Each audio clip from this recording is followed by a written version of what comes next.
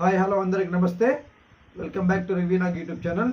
ఈరోజు నేను కొద్ది లేట్గా అయినా లేటెస్ట్గా ద మోస్ట్ పవర్ఫుల్గా పెద్ది ఫస్ట్ లుక్ రివ్యూతో మేము ముందుకు వచ్చాను. రామ్ చరణ్ లుక్ ఎలా ఉందంటే సగటు ఆడియన్, భారతీయ ఆడియన్ రామ్ చరణ్ నుంచి ఎటువంటి క్యారెక్టరైజేషన్ ఎక్స్పెక్ట్ చేస్తారో యాజ్ ఇట్ ఈస్గా గడ్డం కానీ, నోట్లో చుట్ట కానీ, ఆ తాగే విధానం కానీ, ఆ లుక్ కానీ the most powerful and ruthless క్యారెక్టర్గా నాకు అనిపిస్తుంది. ఇండియాలో ఉన్న ప్రతి డైరెక్టర్ గుర్తుపెట్టుకోవాల్సింది ఏంటంటే ఇవాళ రామ్ చరణ్ ఇమేజ్ ఎలా పెరిగిపోయిందంటే మెగాస్టార్ చిరంజీవి ప్లస్ పవన్ కళ్యాణ్ ఇద్దరు కలిసిన ఇమేజ్, ఇంకా చెప్పాలంటే ఇంకా ఎక్కువ ఇమేజ్ ఇలా రామ్ చరణ్ సొంతమైంది. నేను ఓపెన్ ఛాలెంజ్ చెప్తున్నా, రామ్ చరణ్ క్యారెక్టర్ని ఏ సినిమాలో అయినా, ఏ డైరెక్టర్ అయినా ద మోస్ట్ రూత్లెస్గా పవర్ఫుల్గా కానీ రామ్ చరణ్ని చూపించగలిగితే Ram Charan market, Indian market 3000 కోట్లు దాటుద్ది. ఎలా మిర్చిలో ప్రభాస్ లాగా, కేజీఎఫ్లో హీరో క్యారెక్టర్ లాగా ఎక్కడా తగ్గకుండా కానీ పవర్ఫుల్గా డిజైన్ తీస్తే 3000 కోట్లు అలా దాటుద్ది. భారతీయ సినిమా సత్తా ప్రపంచాన్ని చాటుద్ది. కాకపోతే నాకున్న భయం ఏంటంటే మన బుచ్చిబాబుతోనే. మన బుచ్చిబాబు ఎలాంటి యోధుడో తెలుసుగా, యోధాని యోధుడు.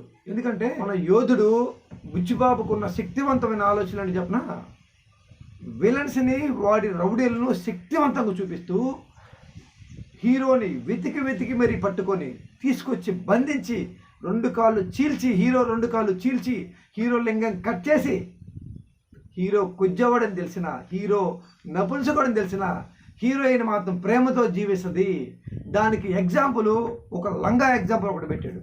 శివుడికి చెయ్యి నరికేసి ఒక ఆర్ట్ డైరెక్టర్ పిలిపించేసి శివుడిని తయారు చేయించేసి ఒక చెయ్యి నరికిచ్చేసి, చెయ్యి లేకపోయినా శివుడిలో దైవత్వం లేదా, హీరోలో లింగం లేకపోయినా ప్రేమ లేకుండా పోయిందా, ప్రేమతో వాళ్ళిద్దరు కలిసి జీవించచ్చు కదా అని జనాలు ఎర్రిబాగులోలు చేసి థియేటర్ నుంచి బయటికి పంపిన యోధుడు, ఘనుడు, అపర శక్తివంతుడు మన బుచ్చిబాబు. ఆ బుచ్చిబాబు గురించే నాకు ఈ సమస్య అంతా, ఈ ప్రాబ్లం అంతా. మన రామ్ చరణ్ని ఎలా చూపిస్తాడో, ఏమేం చేస్తాడో, చెయ్యి నరికిస్తాడో, కాలు నరికిస్తాడో, హీరోని పరిగెత్తడం చేస్తాడో అని చాలా భయంతో వణికిపోతున్నాను నేను.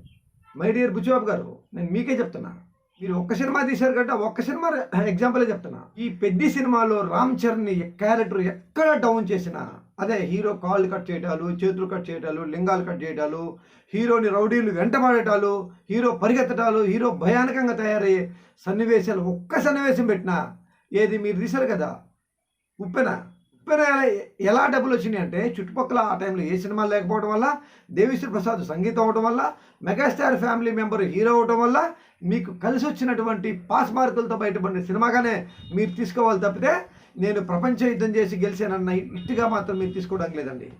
ఈ రామ్ చరణ్ మాత్రం మీరు ఎక్కడ తగ్గించినా ఆడియన్స్ చేతిలో మీకు బడిత పూజ జరుగుతుందని నేను బలంగా చెప్పగలను. నేను మై డియర్ బుచ్చిబాబు గారు, నేను మీకు ఒక్కడే చెప్తున్నా, దయచేసి హీరో క్యారెక్టర్ని పవర్ఫుల్గా చూపించడం ఎలాగో నేర్చుకోండి. మీకు తెలియకపోతే ఇతరులకి తెలుసుకోండి, అంతే తప్పితే మీకు తెలిసిన విద్య అయినటువంటి హీరోని డౌన్ చేయటాలు, పరిగెత్తించడాలు, ఇటువంటి ఎపిసోడ్స్ పెద్దలో ఒక్క సీన్లో ఉన్న సినిమా డిజాస్టర్ అవుతుంది. గుర్తుపెట్టుకోండి. ఏదో ఉప్పిన సీక్వెన్స్ వేరు, ఏదో పాస్ అయిపోయారు, అలా వదిలిపెట్టేయండి. రామ్ చరణ్ ఇమేజ్ వేరు. రామ్ చరణ్ని ఇండియా మొత్తం కూడా శక్తివంతమైన కథానాయకుడిగా ఆడియన్స్ ఎక్స్పెక్ట్ చేస్తున్నారు. ఆ ఎక్స్పెక్టేషన్స్కి మీరు రీచ్ అవ్వాలని 3000 కోట్లు ఈ పెద్ద సినిమా ద్వారా లాగాలని, మైత్రి మూవీస్కి, సుకుమార్ రైటింగ్స్కి మీరు అందజేయాలని, భారతీయ సినిమా సత్తా ప్రపంచానికి తెలియజేయాలని నేను మనస్ఫూర్తిగా కోరుకుంటున్నానండి. అదండి, మరో వీడియోతో మీ ముందుకు వస్తాను.